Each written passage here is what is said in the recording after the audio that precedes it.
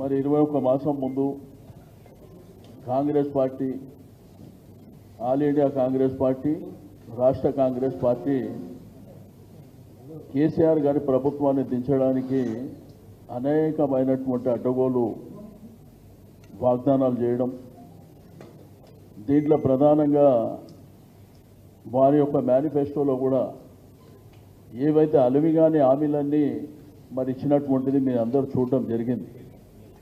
ఈరోజు వీడియో ప్రజెంటేషన్లో కూడా వాళ్ళు ఎప్పుడెప్పుడు ఏం మాట్లాడినరు, మాకు సుదీర్ఘమైనటువంటి అనుభవం ఉన్నదని, మేము తప్పకుండా చేస్తామని చెప్పి ఆ గ్యారంటీ కార్డు కూడా ఇది గ్యారంటీ అని 3 నెలల్లో అధికారంలోకి రాగానే చేస్తామని రైతాంగాన్ని మోసం చేశారు, మహిళల్ని మోసం చేశారు, యువతని మోసం చేశారు, నిరుద్యోగులైనటువంటి యువకులను కూడా మోసం చేసి గతంలో కేసీఆర్ గారి భారతదేశంలో ఏ ప్రభుత్వాలు చేయనటువంటి సంక్షేమ అభివృద్ధి కార్యక్రమాలని ఈ దేశానికి ఆదర్శవంతంగా నిలిచే విధంగా మరి కార్యక్రమాలు తీసుకోవడం, ఇరిగేషన్ కావచ్చు. మనందరికీ తెలుసు తెలంగాణ ప్రాంతం అంతా నీళ్లు, నిధులు, నియామకాల మీద జరిగినటువంటి సుదీర్ఘ పోరాటంలో మరి తెలంగాణ రాష్ట్రాన్ని సాధించడమే కాకుండా సాధించినటువంటి తెలంగాణని ఒక ఉద్యమకారుడే ముఖ్యమంత్రిగా ఉండి మరి సంపూర్ణంగా నీళ్లు కానివ్వండి, 24 గంటల కరెంటు కానివ్వండి, దాంతోపాటు రైతు బంధు అనేటువంటి కార్యక్రమాన్ని దేశం కాదు ప్రపంచమే ఎవ్వరు కూడా మరి ఊహించని విధంగా ఆ కార్యక్రమాన్ని దిగ్విజయంగా చేయడం, దాంతోపాటు పేదలకు పెన్షన్ మరి ఆ రోజు 200 ఉన్నటువంటి పెన్షన్ని 2000 రూపాయలు చేయడం, ఇట్లా చాలా కార్యక్రమాలను తీసుకొని రెండో వైపున గ్రామీణ ప్రాంతాలన్నీ అభివృద్ధి చేసుకొని ఒక సస్యశ్యామలమైనటువంటి తెలంగాణ రాష్ట్రాన్ని ఈ దేశం ముఖ చిత్రంలో మరి అద్భుతంగా ఆవిష్కరించినటువంటిది కూడా మనం చూసినాం.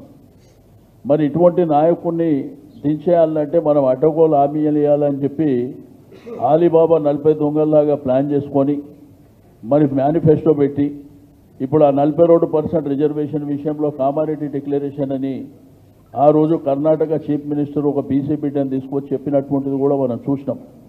కానీ ఆ రోజు కాంగ్రెస్ ప్రభుత్వం వస్తే చేస్తామని, లేకపోతే దేశంలో కాంగ్రెస్ ప్రభుత్వం వస్తే 10th షెడ్యూల్లో పెడతామని ఏ రోజు కూడా చెప్పలే.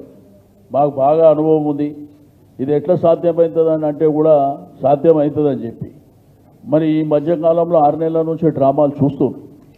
కాబట్టి ప్రజలు నమ్మే పరిస్థితుల్లో లేరు, రైతాంగం నమ్మే పరిస్థితుల్లో లేదు. యూరియా కోసం నాకు తెలిసి దేశంలో మరి ఇటువంటి దుర్భరమైనటువంటి పరిస్థితి మన తెలంగాణ రాష్ట్రంలో రైతాంగం ఎంత ఇబ్బంది పడ్డటువంటి పరిస్థితిని మనం ఎప్పుడు కూడా చూడలేం. ఈరోజు గ్రేటర్ హైదరాబాద్లో కూడా వరదలు వచ్చి అతలాకుతలం అవుతుంటే హైడ్రా అనే భూతాన్ని పేద ప్రజల మీద పంపించినటువంటి పరిస్థితిని కూడా మనం చూస్తాం.